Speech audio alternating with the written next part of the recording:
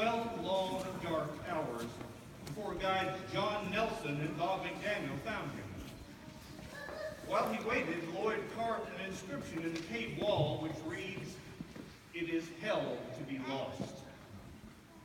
That is certainly true. But the darkness of Mammoth Cave has taught humanity much more than that over the centuries. The cave has inspired us. It has generated the determination to explore, to study, and to learn from the very beginning right to the present day. When we hear that the length of Mammoth Cave is over 400 miles with no end in sight, we are not afraid of getting lost. We are invigorated. We embrace the darkness with a human spirit full of courage and curiosity, words and music. The cave has taught us how to face the unknown that lies beyond.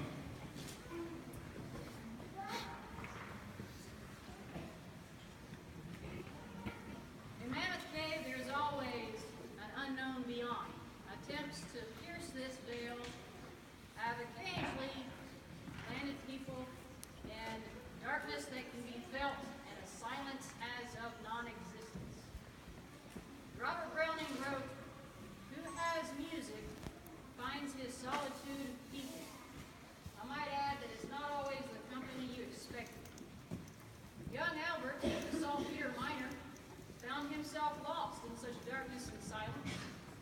The beat of his heart turned into footsteps, followed by a crescendo of voices echoing a foreboding.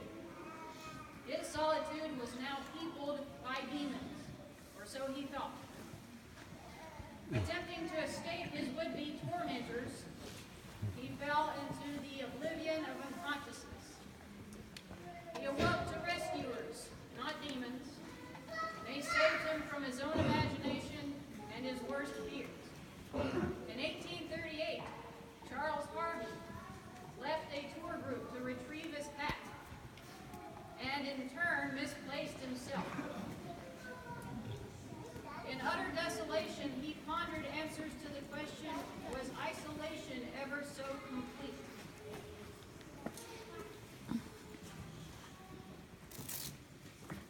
He played a song with two rocks, not so much for company, but to relieve the tympanum of his ear that was aching from the complete dead of its world.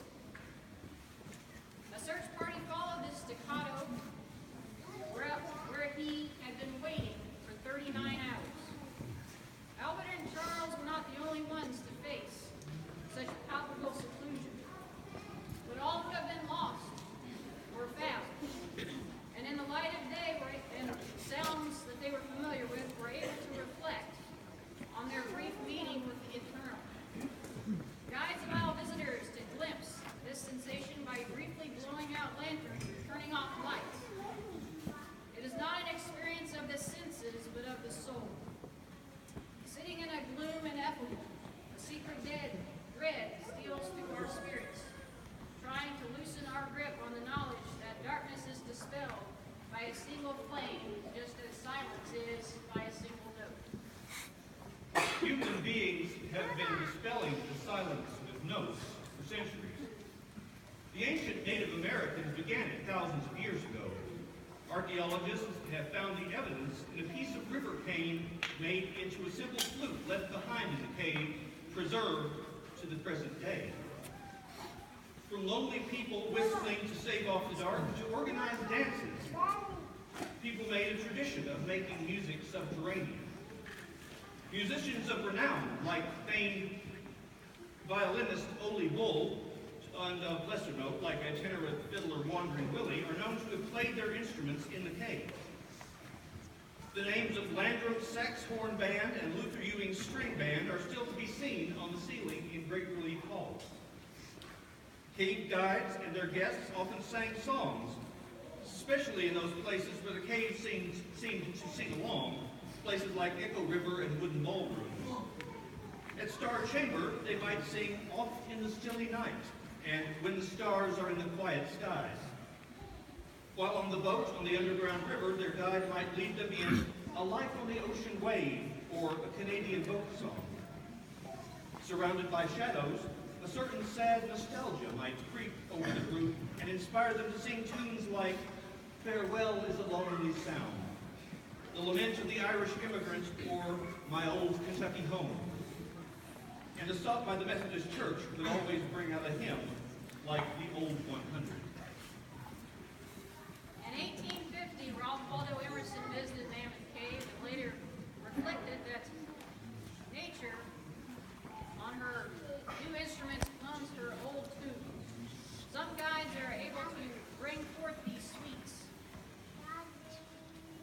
by carefully hitting a rock or stalactite. Mother Nature's own notes are heard. By humming in the right pitch, a vibration fills the passageway, but if one shouts, the same effect is not produced. John Burroughs in 1894 commented on these phenomena as he tried to imitate the guy. After several failed attempts, he finally struck the right chord. Ah, the magic of the right key. Why leap ye, hills? Why but that they had been spoken to in the right voice? Is that not the secret of life? To pitch our voices in the right key? Responses come from the very rocks when we do so. This afternoon, you are present for the performance of a special composition, a historic performance. The first ever performance in Mammoth Cave by an entire concert band, performing Robert Sheldon's composition, Lost in Mammoth Cave, along with several other pieces of popular and seasonal, several other favorite popular and seasonal songs. The work was commissioned, that is to say Lost in Mammoth Cave, was commissioned by the 3rd District Band Directors Association of the Kentucky Music Education Association for the 2006 7th and 8th grade All-District Honor Band.